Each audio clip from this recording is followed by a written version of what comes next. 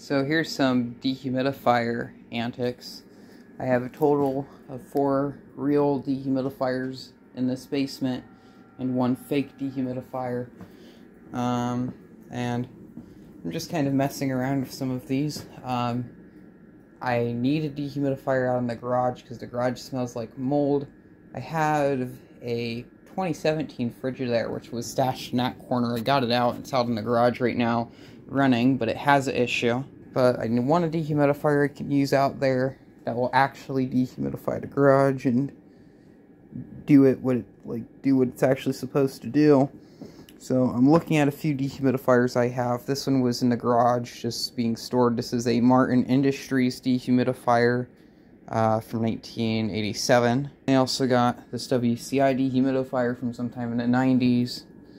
And this Whirlpool dehumidifier from sometime in the 70s. And then this Oasis, which is from 1970. And this dehumidifier is the one I use in the basement. I actually have it kind of in the corner here, out of the way. I was going to get another one actually over here, and so I was going to use that one so I could use the bucket. But this one here isn't going to stay here for very long because this thing doesn't have a frost sensor, and during this time of year, it doesn't really, it just kind of frosts up. So I ran this has been running for like a few days now since we had like some really nasty weather. And the coil on the back here just turned into a big glob of ice. I think it finally finished melting. And this is all the water that collected. This Martin's been running for about 20 minutes. This is all the water it collected. This thing really works very well. This is a good dehumidifier. It also sounds the best. That one there works too. It's just a bit slow. I think it's like rated at 16 pints. And then that one has a refrigerant blockage. At least I believe it does. And I'm going to ask some people here, anyone that's watching this video, if any sort of knowledge of refrigerant, if they have an idea of what's going on with this one. And the issue with this is the coil gets cold until around right here, the back coil. Around here, it gets from being cold to just warm, and then it loops around a few times, and it goes into here, and it's still warm. The frost sensor is right here, and right in front of the frost sensor, all that area there is still warm as well. So, if anyone has an idea about that, let me know. This has a crappy Raider motor in it, so the fan has some issues. It has a Americold compressor, which I thought was broken, but it was sitting on its side for an extended period of time, therefore its tip-over switch was activated, so it didn't work. So, yeah, and I did spill some water over here. I was using that fan to dry it off, but I'm gonna run this. And this would be the best dehumidifier to use out in the garage, even though out of all the dehumidifiers I own, this is the one that uses the most energy. This one works the best. It has a good working frost sensor on it, which is the most important thing. And this thing just, it works very, very well. And the capillary tube's right there. Everything's all out in the open, I think. This has a universal fan motor and a Vivitech compressor with one of the best startup sounds I've ever heard. So let's fire this up.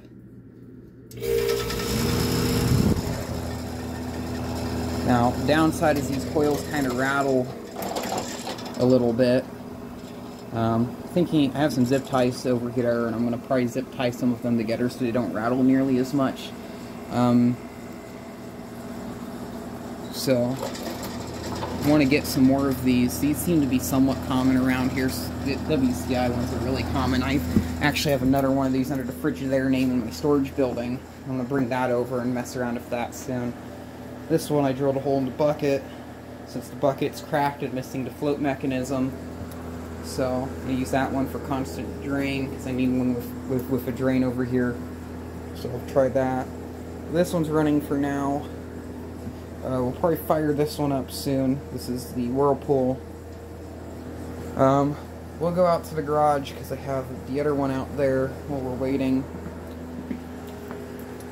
Here's the little thermoelectric dehumidifier I got a few years ago. I've been using this a little bit, just kind of, it's more of a gag gift type thing, at least for me.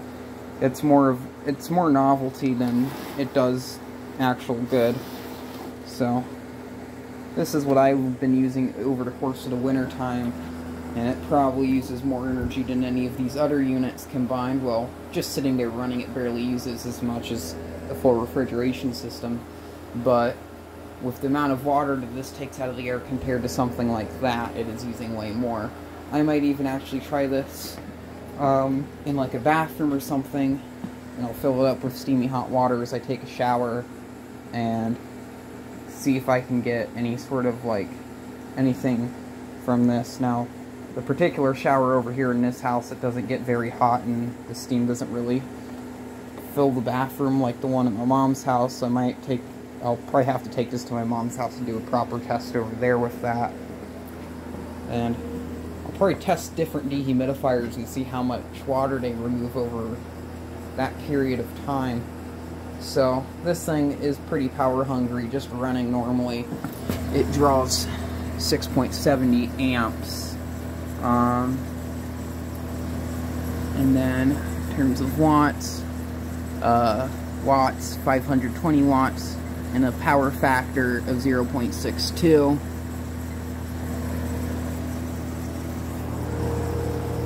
Just has a shaded pull motor in it for a fan motor. It's a universal, like I said earlier.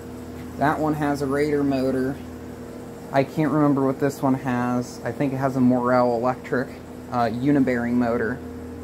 And this also has a universal fan motor in it. I'm going to have a look at the specification sheet on this before we get started. This one uses R22. I think it's... see if there is anything on the amps. 4 amps. It's rated at 25 pints. So, I'm going to turn this unit off.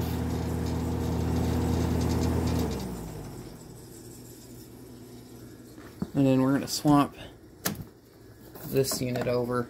Make sure this one's turned off. Let's fire this one up. The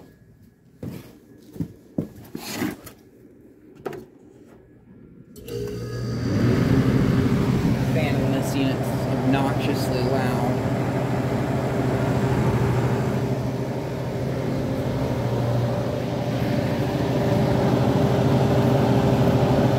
I believe it does have a full charge on it, so it's right around its 4 amp rating. Single speed Raider motor in it, very cold compressor. It's already starting to get cold. This one's dripping out the rest of its detritus. No, not detritus, water. Well, water is a bit dirty because of how dirty the coil is on this. I could use this in the garage as long as I check on it frequently, because this will fill up very quickly and it will start to overfill the sides of this bucket here. I tried messing around with foam here and making a switch for it so it trips the switch system here, but I don't have that. How I believe this works is the bucket, the original bucket for this, it had a styrofoam float on the inside attached to the bucket, and then once the water comes up, that float will raise up and touch this switch here, causing the machine to turn off. The bucket also had a siphon, well, not really a siphon, but like a plane that kind of ran down into the center where the water would drip off of, something kind of like how this is. It's like diverted plastic where it just goes all into one spot. So that's how I believe that worked. Instead of how it just falls straight into the bucket like this and this. This one just kind of has a bit more diverted. We're going to go out in the garage, check on the modern junk fridge there. And I think I have another old dehumidifier out there I might show. This dehumidifier right here, I don't really think it's working very well because it is still on its fan-only defrost mode. Notice how it's set to low to low fan, and it seems to be running on high fan. I bet if I take the bucket out of this, there will be no water in it at all. Take back what I said. This does have water in it, and there is some dripping out. So let's put this back in. So I guess this thing is working. So we will check on this tomorrow. This was the one my dad bought, and there's a weird story behind this. My grandmother bought one originally to use over at their house in the basement, because they claim that they have moisture issues, even though the basement over that house actually stays pretty dry. So they got one to use for themselves, and then we have this one over here. When my dad got this house, he bought one as well. And the one my grandparents had, it lasted until I think 2022 or so. I think it only had like a 4-year life on it, 5-year life or something. And I remembered within the first year of use, the coils on the back along the sides, they were just very, very bad. I might have YouTube videos of that dehumidifier where I've shown that off before, and just how abysmal that is. This one might be able to see it. No, this one was fine. But there's this whole metal piece right here. This was all rust. It was rusted and corroded. It was awful. It was horrible. It wasn't supposed to be like that. Let's put this filter back on. Like, if this even does anything, because there's probably gaps in the case where water is leaking back in there somewhere else. But that dehumidifier is pretty abysmal. The fan on it's also somewhat noisy, even on the lowest setting, which you can't even activate right now because it's on a defrost cycle. But on low fan, it still has a good bit of noise to it. It's quite loud. Now, I will say some of the vintage machines I am using, those are also quite unbearably loud as well. That WCI I was just running is pretty loud. That Martin is loud. That Whirlpool is loud. I think the only vintage dehumidifier I have that's quiet is that one I mentioned earlier, that older Oasis, and that actually I had a McGraw Edison over here, a really rare McGraw Edison, but it's actually not here right now. I do have a Emerson over here, which that's going to get some work on during the summer. I had it uncased. I was going to do some cleaning. November hit. It got really cold. I think Thanksgiving happened as well, and just like, yeah. So we're going to see if this thing kicks the compressor back on. It seemed like it probably did a few cycles while I was gone. I got to do some work in here real quick, so I'm going to let this thing be for a little bit, and we'll see how this goes. We got some good news, and it appears that now this dehumidifier is fully working. So it did kick back on the compressor. Air out that's actually coming out of here is warm already. I'm going to check the coil here on the back and actually see how frosty it gets. And it's getting frosty quite quickly. Now, I think it's only around 43 degrees outside as of right now. It smells like mold in here. It smells really bad. And that's kind of the reasoning why I have implemented a dehumidifier in here. I might also... I have this little pit here, which is supposed to drain, and eventually it does. It doesn't drain very well, but I might also try putting a dehumidifier over there. One that has like a where it can drip straight through. I might actually consider asking my friend about his Sears Cold Spot and using that machine, because that one I have a feeling would probably work very good for right there. This is just... it's getting pretty icy. This unit is rated at 70 pints. It claims that there's currently 80%. I think I have it set at 50. Yeah, it's set at 50% right now. And if I can get it down to 50, that's all I would really care about, because it is just really bad. I wonder if I switch it up to high fan, if the frost... oh, that's medium, actually.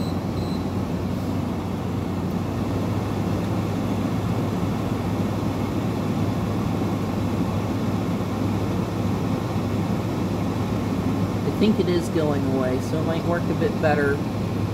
So I'll just call it in the middle and just leave it at medium. Gotta experiment with this. I don't have the time to wait around here and watch this thing do something. Also, it's just gonna sit here with these stupid LEDs on and waste energy, so that's good. We'll get back inside, see what the WCI is doing. The coil on it's probably already frosted over at this point. Oops. I also have this Oasis dehumidifier. The video is already 15 minutes long. That's crazy. But I have this Oasis. I got this over the summer, and I was really excited because I wanted an Oasis of this style for a while.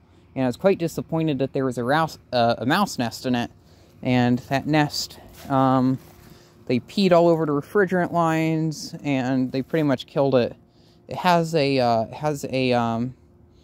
Panasonic or Matsushita reciprocating compressor. I can't remember which brand it was. It was one of those two. They're both the same, so no big difference. And I think this unit was rated at like 75 pints, so it was a pretty large sized unit. It had the bucket with it and all of that. So it sucks that this one didn't work, because after I cleaned it up, it was actually looking really nice. So I don't know how to recharge refrigerant or where the leak is, so that machine is most likely getting scrapped. Actually, I know for sure it is, because there's no reason to keep a machine around that doesn't work.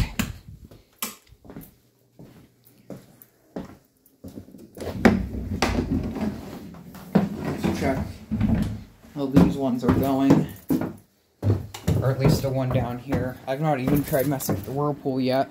I know that one will work for sure. That coil is just extremely frosty.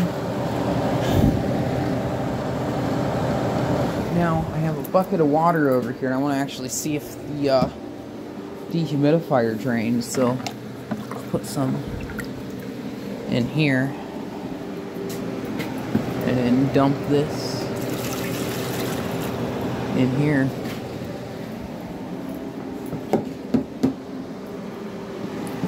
And see if this stuff here drains, which it looks like it is.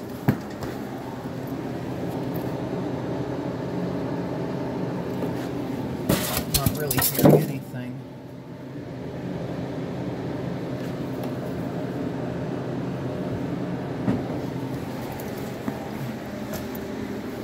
Dump some more in there.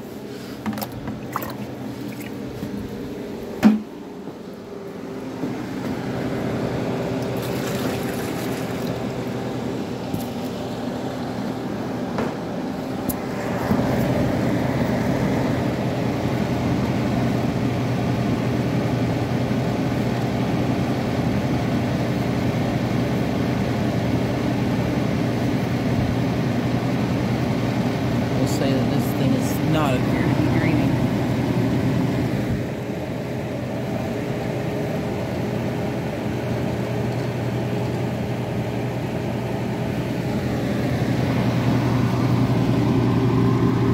Oh wait, I think it is very slowly.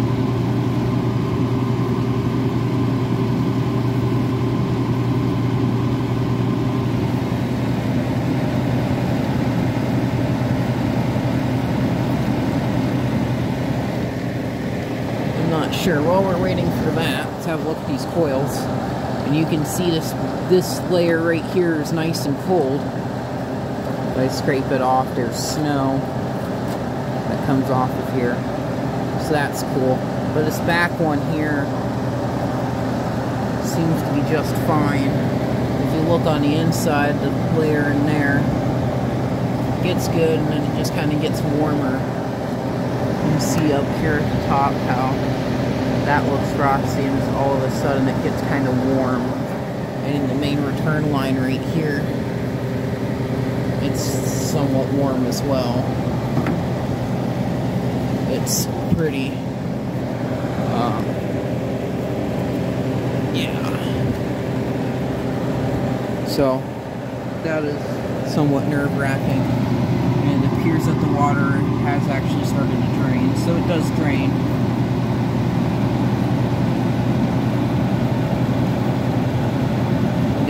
does it slowly for some reason. Very, very, very slowly. And I'm just gonna let it run like this because I don't know. It's already broken. It can't fix itself really. I don't think it's too cold. There's probably something flawed with it. The reason why it's running like how it is right now. And get that water off of there. But yeah, it has some issues with it, so tomorrow in the morning we'll see how this works. If anyone comments on this video and they want to see what this thing looks like in the morning, I will. It's actually gone down slightly by like 0.10 amps. So I guess that's good. This video is like 20 minutes long now. But thank you very much for watching. Keep the breeze. This video is 21 minutes long now. It's old enough to drink.